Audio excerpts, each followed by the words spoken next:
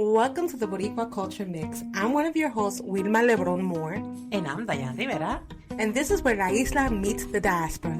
Échate pa' acá, te hice café. Hola, hola. Hey, hey. Welcome back to the Boricua Culture Mix pod. Hey, Josie. Hola, Wilma. I missed you. I missed you too. I'm glad to be here in person. And I missed this coffee. Pero te lo traje. I promised you, and I completed my promise, listeners, okay? I stopped at the very busy Santana's Bakery in Camden. Cried a little bit because I had a parallel park, and I hate that for myself. And if anyone knows, River Road is super busy in Camden on Sundays. It is. And so I found a spot. Barely. That was God. That was God. That was. I'm pretty sure he's busy with a lot of things, but he made sure that I had a parking spot. That was God because he knew I needed this coffee. and I brought you a quesito. Es que eso no podía faltar. Hello. So all in all, I was like, tú sabes que yo sí no necesita y I promised her. Y lo debimos. So, right. Cumplimos. Right. Thank you very much. Pero oye, Josie, ¿Qué? We have a very special episode this week. We do. And I'm very excited. Me too. And it is for the grace of me being like a SoundCloud rapper. When our things drop, I am in everyone's comments dándole promoción a mi episodio. And so I do really feel like those SoundCloud rappers say, it's like, yo, check out my mixtape. Y yo le tiré en uno de los comentarios of this very great organization. Mm-hmm. And so, without further ado, we are going to recognize and introduce, we have a special guest. Okay. So, mi gente, en este episodio, we are going to talk to a very special guest, como dije, Mr. Alberto Medina. He is from Bud PR, which we spoke about on the pod when they were having the conversations of United Nations and things of that nature. And so we want to make sure that we introduce him and recognize all the hard work that Bud PR, what he's around and about. And sin further compromiso, Alberto, llegaste al Boricuas Culture Mix Pod. ¿Cómo estás? Llegué. Saludos a todos. Thank you for having me. It's just wonderful to be here with both of you and with your audience. And excited for this conversation. Doing great. Thank you. Absolutely. Y Alberto, tú has sido un voluntario bien comprometido, ¿verdad? Con la visión, con la conversación que pudimos tener antes de tenerte, ¿verdad? En el pod, algo que resonated con nosotras dos fue el término de la independencia no necesita un plan, ¿verdad? Y eso como que, we were like, you're right, it doesn't, ¿verdad? Uh-huh. Y eso queremos hablarlo un poquito más. Pero antes de eso, queremos saber de dónde tú vienes. Pues mira, yo vengo de San Juan, Puerto Rico, donde tengo el placer de estar ahora mismo. Estoy aquí en la madre patria de vacaciones, visitando a mi familia. Desafortunadamente no tengo boletos para Bad Bunny, pero bueno, no. You can't have it all in the world. Right. But yeah, I'm born and raised in Puerto Rico. I've sort of lived between here and there, as so many of us, do now. Lived in Boston for a while. I went to college in the States. I was here from 2016 to 2020, so during Hurricane Maria, verano del 19, all of that. Wow. Good, entre comillas, stuff. And then since very end of 2020, beginning of 2021, been in Colorado, and been working and now helping to lead Boricuas Unidos en la Diáspora. Wow. ¿Y cómo llegaste tu Boricuas Unidos por la Diáspora? Pues mira, yo siempre, como tantos puertorriqueños, pues vivimos un poco obsesionados con el tema del estatus de Puerto Rico. Obsessed in a good way and a bad way, right? But in a good way, because I think it's necessary, because you should be obsessed with injustice and with, things that hopefully we should all feel compelled to speak out on or do something about. Y, mi preparación académica es en literatura, es como de comunicador, escritor, editor. So I started doing that, especially when I was living in the U.S., writing about Puerto Rico, as you know, because this is the big giant hole that folks like you are trying to fill. There's so little information, there's so little commentary, debate, writing podcasts, everything about Puerto Rico. It's getting better, like I said, thanks to folks like you. But it's still a huge hole that needs to be filled. And as someone who, sort of understood the reality of the island, but also kind of understood how things, moved in the U.S., I started writing about Puerto Rico, and that's kind of how I got into having a public voice on the issue of Puerto Rico status and Puerto Rican politics in general. And then when I moved to Colorado, I just connected with one of the original co-founders of Boricuas Unidos en la Diáspora, Luis Ponce Ruiz, who's still one of our leaders and board members. He just happened to have been living in Colorado. I happened to move to Colorado, all of it for personal reasons that had nothing to do with Puerto Rico. But when I connected with him and with the organization, I found that it was a group that was trying to do something that I felt really passionately about, which is, ask and answer the question, what can we do from here? ¿Qué podemos hacer nosotros los puertorriqueños en la diáspora, en Estados Unidos principalmente, que no pueden hacer los puertorriqueños en la isla por la falta de poder, por todas las cuestiones de la colonia de las que estoy seguro que vamos a hablar? Así que esa fue pues mi interés, ese siempre había sido mi interés, y encontré una organización que tenía esa misma visión y esa misma misión, así que it was kind of a match made in heaven. Absolutely. Y una de las cosas, segueing con esa premisa es like, ¿cómo tú te sientes, verdad? Porque claro, te mudaste de Puerto Rico hacia los Estados Unidos. ¿Cómo te sientes ser parte de este movimiento desde la diáspora? Pues mira, yo siempre digo que hasta cierto punto yo creo que muchos de nosotros que hacemos este trabajo, we do it so we can sleep a little bit better at night. ¿Sabes? No, yo creo que a todos nos duele no estar en nuestra tierra, en nuestra patria, no estar en la isla. Y como te digo, it's almost an obsession, a compulsion. Es como que yo tengo que hacer algo. Yo tengo que hacer algo para poder sentirme un poquito mejor del hecho de que no estoy aquí con mis padres, con mi familia, con mis amigos en mi tierra. Y así que me siento eso, ¿verdad? Esa responsabilidad de hacer algo con el privilegio, entre comillas, que tenemos, porque it's not all good and it's not all, wine and roses living in the U.S. As a Puerto Rican, but it does confer, like I said, some power, some privileges that we have that people on the island don't. So I feel that sense of responsibility. It feels good to be trying to do something, for my people, for what I believe is right for us and what we need to move forward. But yeah, I mean, it's bittersweet, it's hard, it's challenging, it's all the things. Absolutely. Y Alberto, vimos que has sido trabajado mano a mano con sindicatos y luchas labores en la isla. Cuéntanos un poco sobre ese trabajo.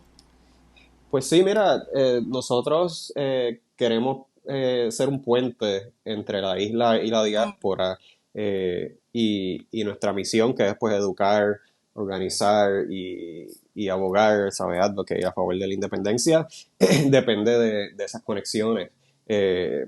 Así que, we seek out partners, we seek out movements that are fighting the good fight in Puerto Rico. For example, for several years we've been part of the Puerto Rico no se vende campaign, led by the Center for Popular Democracy, against gentrification, against Act 22, and all this stuff happening in Puerto Rico that I know you guys have talked about a lot in your podcast already. So we're trying to build a movement for decolonization and independence, but we understand that movement and that issue goes hand in hand with so many other issues and movements. So we're always trying to build those relationships, build those ties, and frankly, to get a lot of people who might talk about these other issues but might not connect it to the colonial status, to make those connections. Porque una de las cosas que nosotros pensamos y siempre decimos es, muchos de estos otros problemas son los síntomas. La colonia es la enfermedad. And you're not going to get too far treating the symptoms without treating the disease, because the fever is going to come back. The pain is going to come back if you don't treat the underlying disease. So we kind of think about our work on other issues in that with that framework too. That's a really good imagery to use, right? I think a lot of people kind of can get focused on like one symptom and be like, well, no, this is how you do it. So like to recognize that no, if we're going to cure it, we're going to have to attack it from all different louds and ensure that we can really like treat this properly. So that's really, really good imagery to use. Yeah. Sí, ¿no? ¿sabes? Una de las cosas que a mí más me llamó la atención cuando conocí sobre la organización, right, de Boricuas Unidos por la Diáspora, fue esa colaboración, ¿verdad? Que había entre otros sindicatos que estaban conectados con ustedes, porque políticamente muchos de ellos tienen una misma visión, ¿verdad? Pero para mí fue más bien ver esa conexión de la diáspora y las luchas, ¿sabes? De otros sindicatos o luchas obreras que quieren un mejor para Puerto Rico, ¿verdad? ¿Ha habido algunos momentos o ejemplos o acciones concretas que tú puedas decir que tú puedes ver cómo ha cambiado la visión de la gente de la diáspora o de la gente... O sea, hablamos más de la diáspora, claro, porque vivimos acá. Y para informar y educar a la diáspora sobre lo que está pasando en Puerto Rico, porque todos queremos volver a la isla algún día, ¿verdad? Esa es la misión. Pero muchos se nos hace bien difícil, ¿verdad? El poder volver por el estatus en el que estamos, ya sea por... El día a día, por nuestra...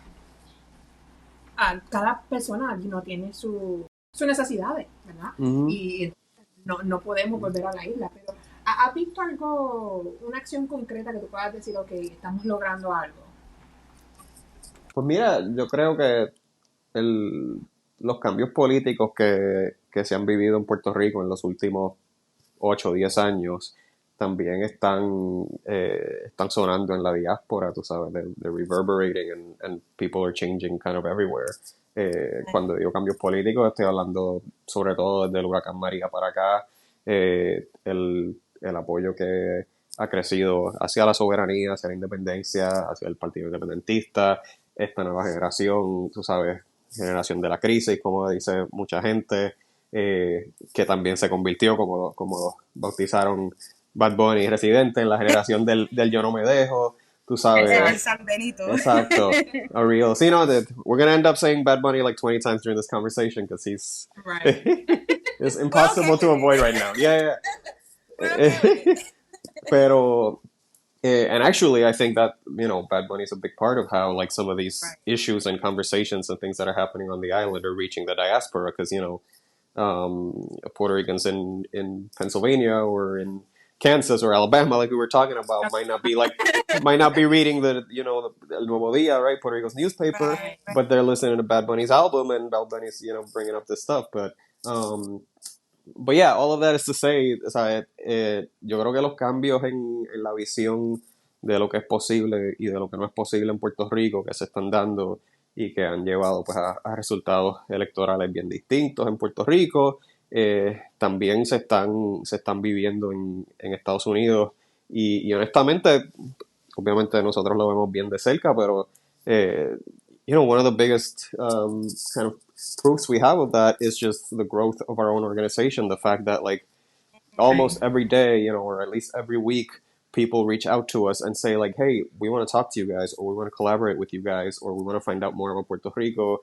or let's do an event, you know, whatever it may be. I think people are hungry to learn more and to do something about the issue of Puerto Rico status. And, you know, we can talk about things that have happened in Congress and stuff that we've played a part in when it comes to legislation and stuff like that, which at the end of the day, there's a lot of concrete action that does happen, even if it doesn't turn into like a bill that becomes a law, just because nothing turns into a bill that becomes a law in, you know, in Congress right now, at least, especially when it comes to Puerto Rico. Yeah.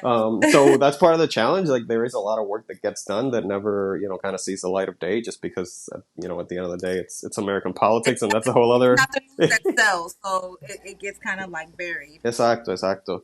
Pero yo creo que sí, tanto en la isla como en Estados Unidos, como en el resto del mundo, como estábamos hablando, que hay boricuas en el resto del mundo, there's something in the air, you know? Like something is happening, something is changing. There's a new sense of possibility that I think is coming from here, from the island. It's so good to be able to say here when I'm in Puerto Rico right now. You have to throw it in our face again. I'm sorry. But yeah, I think, it's kind of coming from here, from the land even, and sort of floating its way toward the diaspora, and I think people are picking up on it. For sure, for sure. And speaking of the diaspora, hay mucha gente, como tú dijiste, quiere ayudar y no sabe o se siente insegura, right? I know that, like, part of our pre-pod conversation, the mention of this came through, right? And so in talking about what you had said, like, a lot of people are reaching out and saying, how do we do this? How do they do this? How do they come through and join this movement in whatever which way they can, whether through Bud PR specifically and any other abilities as well? Yeah, for sure. And that answer is going to be different for every person, right? Depending on who they are, on what they're interested in, and kind of what skills they have or what they feel compelled to work on. Just as I say that it's important to tackle the disease as well as the symptoms, there's a lot of work to do on the symptoms too. And if you want to work on energy independence and support that and support solar power, hey, go talk to Casa Pueblo or donate to Casa Pueblo, or figure out how to volunteer with them. If you want to, support people trying to just literally put food on the table in Puerto Rico, whether it's local farmers and the food sovereignty movement, or comedores sociales, organizations like that, that are doing that work. So I think people, should ask themselves first and foremost, like, what do you feel compelled to do? But like I said, for us and for our fight, we think the reason why so many of these things are still problems, the answer to this question that I think a lot of people ask themselves of, like, ¿por qué las cosas no mejoran en Puerto Rico? Like, no, año tras año, década tras década, no importa quién esté gobernando, en Estados Unidos o en Puerto Rico, like, why don't things get better? Because we haven't tackled the root cause. So, and because people have been really hesitant to get involved in that conversation for all sorts of complicated reasons. So, our organization, we're not the only one, but I do think that we are, one of the very, very few organizations that does, direct political advocacy and directly pro-independence advocacy for Puerto Rico in the United States. There's a lot of other orgs out there that, will say, well, we believe in self-determination or in decolonization. And at least from my perspective, if you say that to, like, a random American who doesn't understand this issue, they're just going to go, like, okay, I still don't know what you want. Like, I don't know what that means, and for some people, decolonization means statehood, and that's a different thing. So, we really believe in the importance that the first step to winning any political battle, any battle for justice, is to say what you want and say it kind of loud and proud and organize around it. So, that's one of the big pillars of our mission. I always say, we do education, we do organization, we do advocacy. And that organization piece of just empowering people to, first and foremost, like, if you believe in independence, if you think, or if you're open to, hearing that argument and having that conversation, it's okay to have, even if you don't know everything, even if you haven't been that involved in politics. Like, I'm an accidental activist. And, I studied literature. I'm not a lawyer. I'm not a politician. So that's something we really believe in, that everybody can get involved in this fight and in this movement, but it starts with believing that you have the ability and the responsibility to do it. That's amazing. And I can definitely attest to that for a lot of people, even here, those in the different diaspora communities, where we'll be like, ¿Y quién soy yo? Who am I? What do we have? And we always preach time, treasure, and talent. Like, whichever those three you may have, like, give to that. We always shout out different organizations on the pod here, whether it's like stateside or island side. And so that's very important. I love that you put out, like, if energy is what's important to you, don't reinvent the wheel. Go to this organization that's already doing it, like Casa Pueblo, or, if it is food sovereignty, go to the comedores sociales, or if it's women's health, right, there's Taller Salud. So, like, all of these things are really, really great. I think that does give a good pathway to folks to take the stigma of, like, what's the saying? How do you eat an elephant? One piece at a time, right? And it becomes this, like, oh, okay, well, this huge thing can actually get done, pero paso a paso. Exacto. So, thank you for reiterating that, for sure. Absolutely. Entonces, una de las cosas que, como estabas mencionando, y a mí it resonate un poquito conmigo fue en el sentido de que, tú sabes, en las últimas elecciones en Puerto Rico, el estatus de Puerto Rico, ¿verdad? Pues tuvo presencia, como yo digo, y la mayoría pues votó a favor, ¿verdad? De que quieren que Puerto Rico sea un estado. Pero cuando vemos mayormente, y puede ser mi perspectiva, ¿verdad? Pero cuando tú hablas con la gente en la calle, es como si no fuera la misma visión, ¿verdad? Que se vio, o los mismos resultados que se vio en las elecciones, ¿verdad? Right. Y mucha gente tiene este afán como al miedo, ¿verdad? Porque nos han creado ese cuco, ¿verdad? No hagas esto porque el cuco te va a comer, ¿verdad? O te vas a dormir o el cuco te come. O el chupacabra, como dicen por ahí también.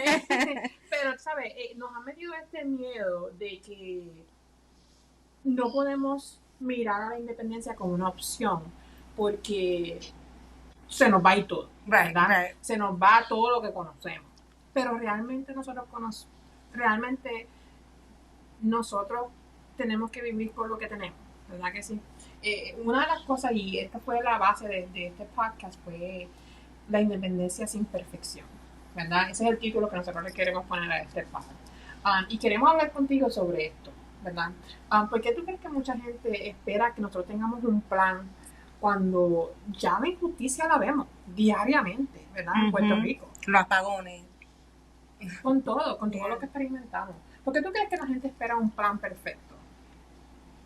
Pues mira, yo creo que son muchas cosas y algunas han sido, como tú dices, bien dices, muy bien a propósito, campañas de miedo, narrativas que vienen, tú sabes, de la Guerra Fría, de hace 60 años, tú sabes, de atar a la independencia con la pobreza, con el comunismo, con todas esas cosas que todavía la gente repite como papagayo, porque pues eso es lo que aprendieron, that's all they've ever heard in their lives, que la independencia es eso.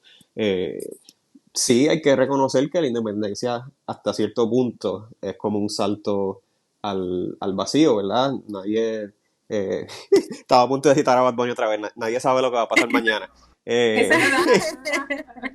Y hasta cierto punto es verdad, tú sabes, it's a whole new world, se tienen que crear instituciones nuevas y eso. Claro, a whole new world para Puerto Rico. Hay 200 naciones en el mundo independientes y muchas de ellas fueron colonias, tú sabes, empezando por toda Latinoamérica, toda África, gran parte de Asia, que han hecho estas transiciones y no es que todas lo han hecho súper exitosamente, pero es lo otro que tú dices, tú sabes, no podemos esperar a que todo va a ser perfecto, a que todo va a ser inmediatamente exitoso.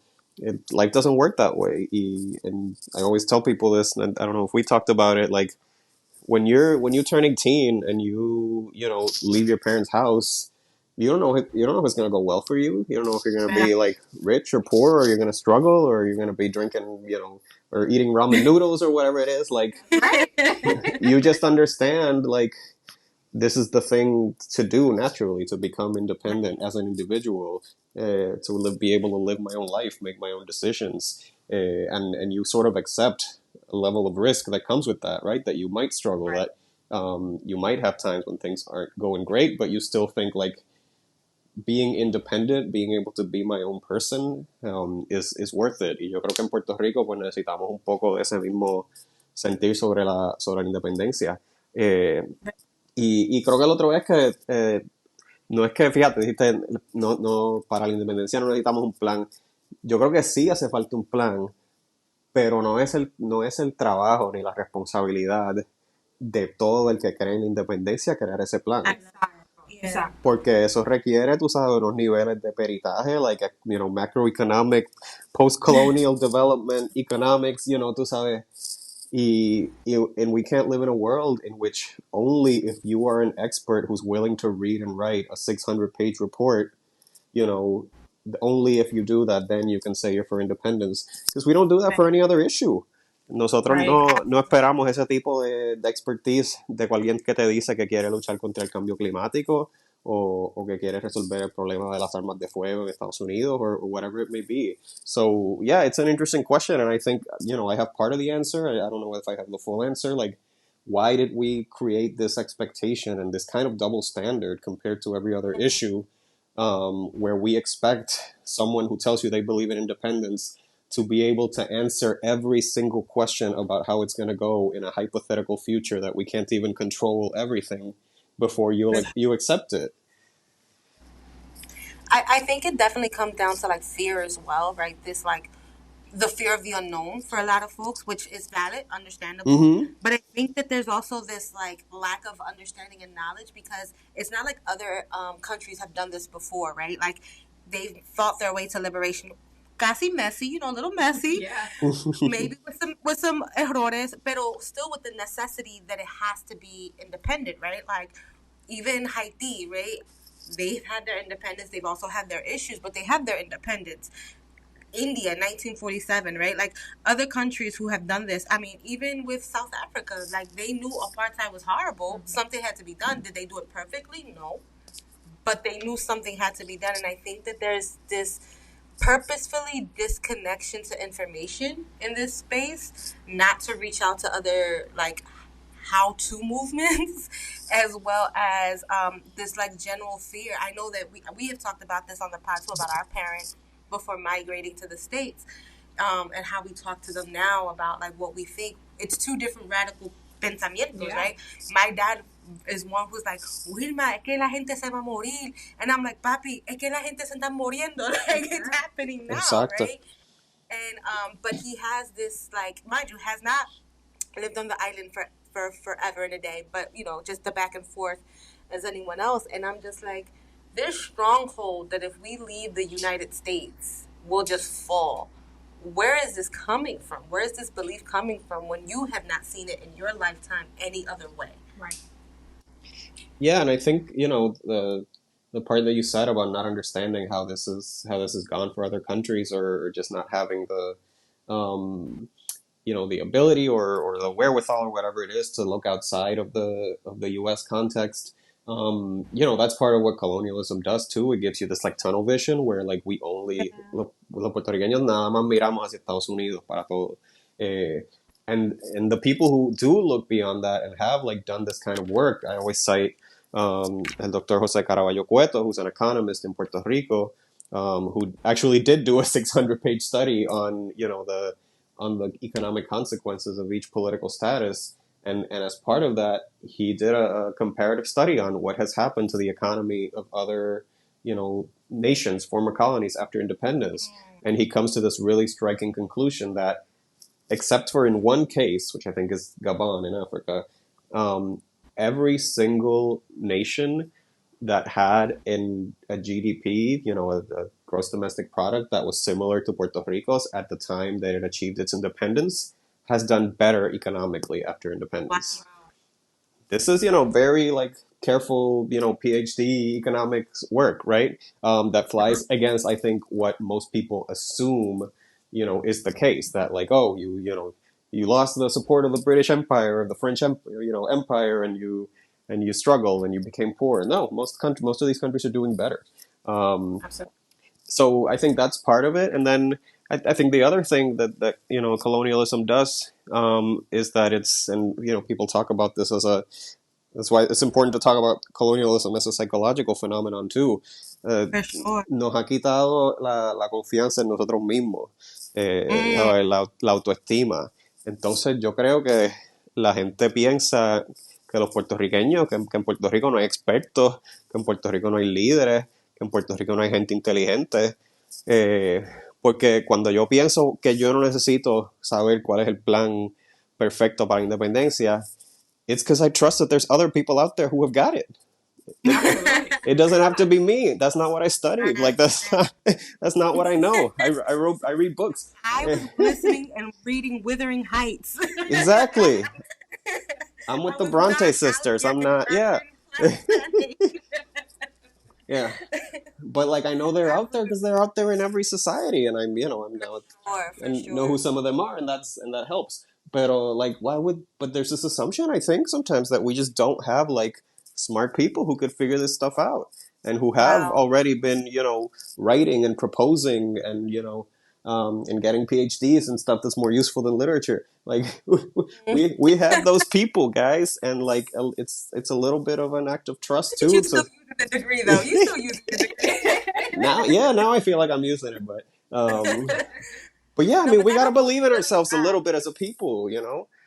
Yeah, and it's also sad what you said, because as you were talking, I instantly thought complacency, right? This like thought that like we don't have it, so someone else can have it. And it's like, no, like you said, like you may not know someone now, but there's someone coming. There's somebody studying in La UPE right now that's getting it together. That's gonna have, probably a 20-point plan. But either way, right? Like there's still other aspects of people who have this level of professionalism that can assist in our island and in the preservation of our culture and traditions. And speaking of that, we wanted to segue a little bit to like just some other aspects of Puerto Rican life and cultural pride. As you said, you are currently on the island. We will be there soon, but still, you're there now. And we wanted to like get a feel, like, we've talked about a little bit about Bad Bunny. Like, how does the island feel on this trip versus during his residency versus when this wasn't around? Like, are you noticing any differences outside of just like, capitalization on the residency?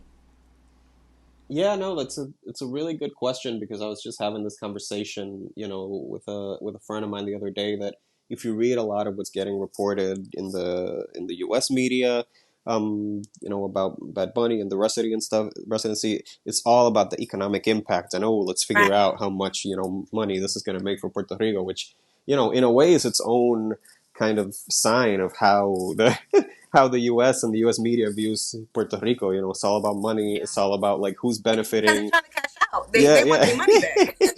Exactly. They're like, tú cogiste tu cheque, okay, ven para acá. Yeah. And actually, a journalist I really respect, Susan Ramirez de Arellano, wrote a good piece about this for Bloomberg, of all places, which is kind of like a financial publication, saying like, hey, forget about the economic impact for a minute. Let's talk about the cultural impact. Let's talk about the cultural renaissance, about this, celebration of identity and national pride.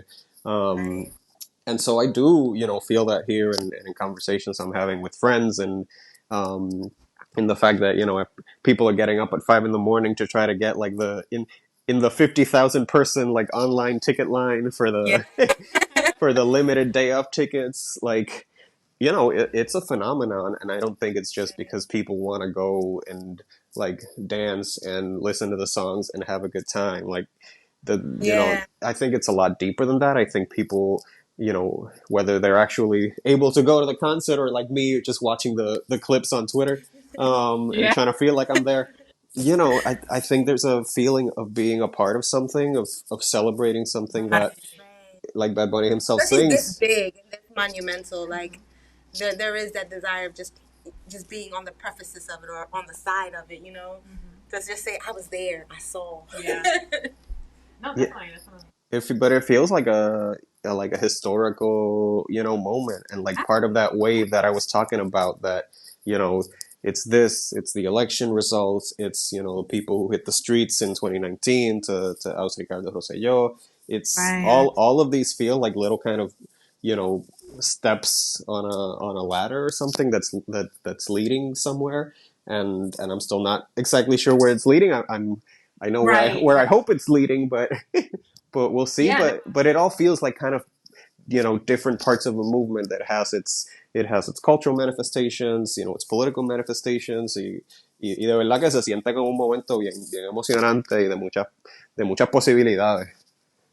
Exactly. For sure. I can't wait till like one of these universities like set up a class where they like dissect this whole entire residency. I'm gonna sign up. Because like you said, like outside of the economic side, it's the cultural stance of it too. Like just being on social media, seeing the young folks, Generation Z come up with like the costuming to go there, the way they reimagined like the ejibaro, which has also been a big symbol for Bad Bunny. Yeah. And or even La Flamuñan, right? Like the way that they've been incorporating the flower and all these things. Yeah, and or even just all over versus like what does this identity mean to them? Like we had talked, I think, like what, 2 episodes ago?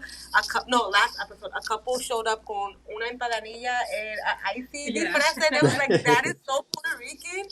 It makes so much sense they're gonna come to this show dressed that way because the reference is understandable, it's palpable. So it's really cool to see that level of identity, a resurgence of, because we have talked about too how ser jíbaro or jíbara was such a dirty word when you would migrate from the island to the States, and now how it's been a reclamation of pride. But even in the island, ¿verdad? Tú sabes, si tú eres de una área de que no eras de, por ejemplo, de la área de San Juan o de Metro, pues tú eres un jíbaro, ¿verdad? Like, así que la gente de, hablaba de los de los otros pueblos. O sea, para mí, lo más que me emociona de esto es ver que esto puede ser una ventana, ¿verdad? A lo que estamos hablando, de que no es que no necesitamos un plan, simplemente es que el plano tiene que estar perfectamente escrito, ¿verdad? Right. Y estamos viendo que la isla puede generar, claro, ya sea lo económico, ¿verdad? Porque yo creo que mucha gente está tan apegada a eso porque es lo único que ha conocido por muchísimo tiempo. Pero mi pregunta, Alberto, que te tengo, y es una buena, yo siempre he querido hacer una pregunta sobre esto, y es que, ¿sabes? Bad ha hecho este resurgir, ¿verdad? De que este orgullo boricua entre los jóvenes, ¿verdad? ¿Tú crees que esto tenga algún impacto político en las próximas elecciones? Yo creo que sí, y yo creo que, obviamente voy a decir que sí, pero de verdad lo creo, y creo que lo tuvo en las pasadas elecciones. Obviamente Bad Bunny no solo apoyó abiertamente a Juan Dalmau, el candidato del Partido Independentista y de la Alianza, sino que también gastó decenas de miles, o quién sabe si cientos de miles de dólares en anuncios, criticando al PNP, el partido que favorece la estadidad, y haciéndole campaña en contra. Y aunque ese partido finalmente ganó, it was a lot closer than it's ever been, for a pro-independence candidate to come in second, to get a third of the vote, basically. Y él es alguien que, ¿sabes? Todos los días es más obvio que cree en la independencia. Con ¿sabes? Los mensajes que pone en sus canciones, el simbolismo en sus videos. Fue a NPR Tiny Desk y dijo viva Puerto Rico libre, tú sabes. So, and it's the generational thing too, I think what I hope he's doing, and what I think has needed to happen for a long time, is to connect cultural nationalism and political nationalism. Yes. Because I think pretty much everybody who's Puerto Rican, whatever they think about the political status, is a cultural nationalist in the sense of, like, they wave the flag, they sing the songs, all of these manifestations. Exactly. Yes. All of these manifestations of our identity, like, we value them, and we, we I go... mean, even in sports, like... Yeah. Exactly. As soon as we find there's one Puerto Rican on the team, that's the one we're going for. That's our team. Not even sports, like a reality show. Right. Una isla completa. Yes. Right? Like, even that, like, like, it really does bring people together where it's like, oh, that's one of ours? Okay, we're rallying. But I think it's also, like, como la gente lo ve, ¿verdad? Porque somos bien orgullosos cuando alguien está representando nuestra isla, like, we're there, ¿verdad?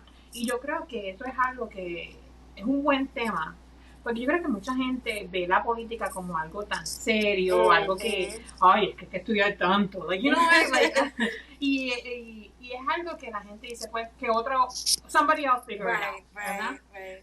And I'm just here, pues, voy a votar por el que venga y me visita mi casa, because that has been the forever, the norm.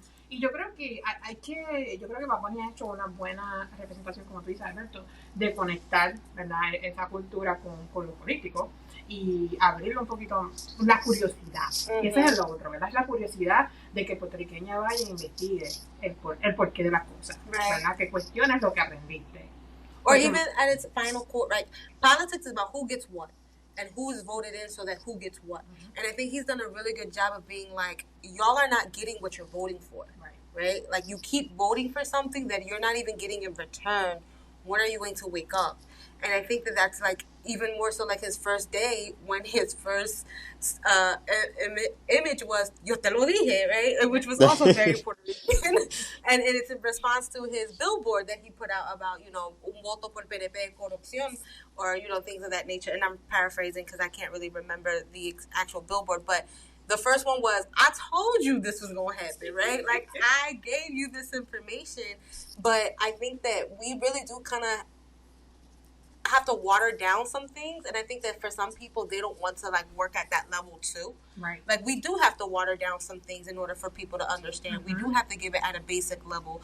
We can't always highbrow it and all the letters behind our name because we went to these prestigious institutions. If we want the results that we get, we have to meet people where they are, and give them this information and armarlo to the point where it's like, now you truly do have this information. Now we can do something about it. And I think that we have to take a little bit of that echo chamber, because like, yes, everybody can yes you to death in response, but we also have to like come out of our comfort zone and meet people where they have this belief, and we're going to have to recognize and study the why, like where's your dissonance coming from, and go from there. And then also too, recognize that not everybody can come with us. Some people got to get left behind. They do. Okay? No, I think that's right. And I think when people get, that information, however they get it, the other piece we were talking about of like, it's okay if you don't know everything. Like, right. I promise you that you don't know everything, even about the things you think you know everything about. So, so we're all imperfect, activists and advocates, and myself included. Even on the things that we try to be super well informed on, and I don't think that perfection that you were talking about is not achievable anyway. And if we stay silent or stay sitting down just because we think we don't know enough or whatever it is, like, that's what leads to inaction. That's what leads to nothing happening. Because if you don't stand up and say something, even if you're not exactly sure, how best to put it or what's behind it, then the status quo, in this case, literally the colonial status quo, keeps winning because people aren't speaking up. So, we gotta get more comfortable in our own uncertainty and our own doubts, pero alzar la voz como quiera. Porque si nosotros no lo hacemos, no lo va a hacer más nadie. Exacto, exactamente. Mira, una de las cosas que yo digo es, y algo que, para que, por ejemplo, mi papá, yo me tengo que tener esta conversación con mi papá y dice, ok, si somos parte de los Estados Unidos, no vas a tener equipo de baloncesto, equipo de béisbol, equipo para que tú puedas decir soy orgullosamente puertorriqueño, ¿ok? Te lo estoy diciendo desde ahora. Esta conversación me la tengo que tener con él, ¿verdad? Sí. Para que lo pueda ver en, como yo digo, en el arroz y habichuela, para que él lo pueda palpar de algo diferente. Claro. No, y por eso el movimiento estadista ha tenido que básicamente mentir sobre eso por décadas. Y ellos juran que sí, que podemos ser Estado y seguir teniendo equipo olímpico y todas esas cosas. Pues yo no sé dónde está el equipo olímpico de Luisiana o de Nuevo México. Right. It becomes the United States. And you happen to be from Louisiana. De hecho, por ley no se puede. Like, there's a U.S. law that says, that the United States Olympic Committee is the only one that is legally allowed to, like, put forth an Olympic delegation in the United States. So a lot of this stuff is fantasies, but it shows que ellos mismos saben, los mismos estadistas saben el poder de ese nacionalismo cultural, el poder de ese equipo de baloncesto, y que la gente no quiere perder eso. Y como tú le dices a tu familia, pues si no quieres perderlo, ese nacionalismo cultural tiene que también tener una dimensión política, porque sí lo perderíamos bajo la estadidad. Right. And speaking of that, like, again, to invoke el San Benito, el tema lo que pasó a Hawaii, not so much even just them losing sovereignty, but again, to the cultural aspect, right? Like, we see how a lot of natives are being priced out of paradise as they use it. And not just that, where culture becomes kind of a costume for tourism. Mm-hmm. And I think that a lot of Boricuas don't see that can easily be us. So, like, when he's singing about this, is not even so much of, like, don't become a state, but, like, all the other identifiers of who we are can easily be lost as well. So like that song has super layered for me from the moment that I've heard it, and I think that, and even with the residency, when Pedro Capo did he did his rendition, I was like, ooh, even more of a this hits close to home, because it isn't just about becoming part of the United States, it's about losing so many other cultural identifiers of who we are as well. Yeah, absolutely. Yeah, and I think that's a thing too. We talk about like, oh, people don't know what happens under independence. Like, there's also a lot of uncertainty about what happens under statehood. Not just in terms of culture and identity, but even economically. And this is something that the economist I mentioned, Caraballo Cueto, has looked at. People think statehood just means like a lot more federal funding for Puerto Rico, and there would be a little bit of that. That's actually not as much as people think, because we already get a bunch of federal funding, and it's not enough to like keep us out of poverty. So clearly, clearly that doesn't work. And we get like a little bit more, but it's not like it's going to double, triple, quadruple. But here's what we would also get: full, right? We would also get like full federal taxation, which having to pay federal income tax would not just be a huge burden on individuals, but also on the corporations that set up shop in Puerto Rico, precisely because they don't, there's no full federal taxation here. So one of the points he's made is that if just 10 to 20% of corporations decided to leave for Malaysia or wherever after statehood, because now the tax situation isn't as advantageous for them, that would be enough to completely collapse Puerto Rico's economy. Wow. Who's talking about that when they talk about statehood, and when they talk about how like, oh, everything's going to be better and we're going to be so much better economically? It's not all the positives, So there's pros and cons to all of it. Like I'm someone who acknowledges that there's cons to independence. It would be silly to say that there's not. But let's talk about all of them, instead of just talking about the pros of statehood and the cons of independence, because there's for enough of both for each option. For sure. Okay. Alberto, te quiero darte las gracias por decir que sí. No, gracias a ustedes. Porque de verdad que ha sido bien... es necesaria, ¿verdad? Es necesaria, como tú dices. Tenemos que empezar a hablar y a educarnos, porque siempre usamos esa palabra de educar. Porque queremos a Puerto Rico, ¿verdad? Y queremos que, por ejemplo, yo quiero que mi hija crezca en Puerto Rico. Y conocerlo. Y conocerlo, claro, y esa cultura que no se pierda, ¿verdad? Pero antes de cerrar, quiero que nos cuentes dónde la gente puede seguir a Boricuas Unidos por la Diáspora y apoyar este trabajo que ustedes hacen. Seguro, y muchas gracias a ustedes por la conversación también, y gracias a todos por escucharnos, y a todos los boricuas que yo sé que nos están oyendo, que realmente tienen esa misma pasión que nosotros tenemos, y aunque no sepan todavía qué hacer con ella, pero yo les voy a decir.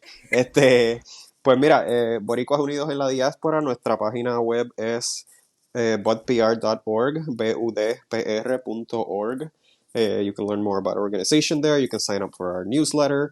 Like you all said, time, talent, or treasure. We'll take any of the three. So, but you can also donate to us there. We are an all volunteer organization. None of us draws like a salary from this. We're doing this, a pulmón y como voluntario. So we definitely appreciate any support.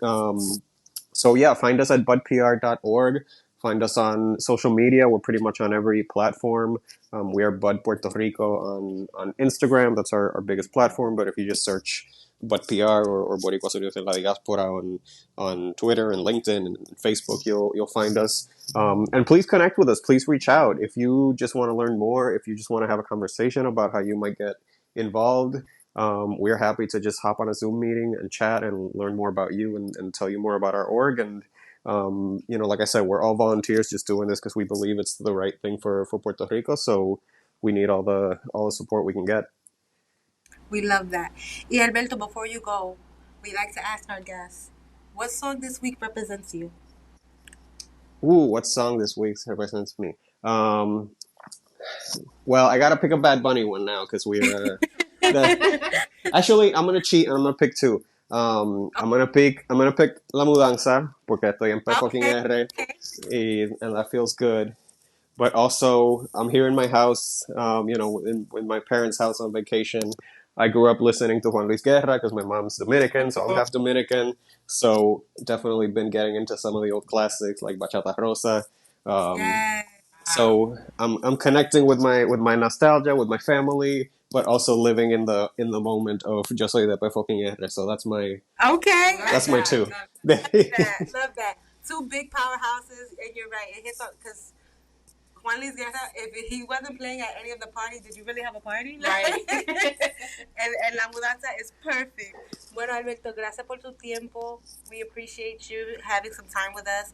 And for all of our listeners, this was such a special treat. Me and Josie's heart were like going cha-cha slide to the side. And being able to bring this all to you. So, like he said, please follow him on social media. Give any of your time, talent, and treasure, or all, and when you can, and give this some digestion of like how exactly can you help and motivate and move forward to the betterment of our island. Absolutely, y reflect, ¿verdad? Reflect que en vez que la independencia fuera como una fantasía, ¿qué tal si, fuera un derecho? Right?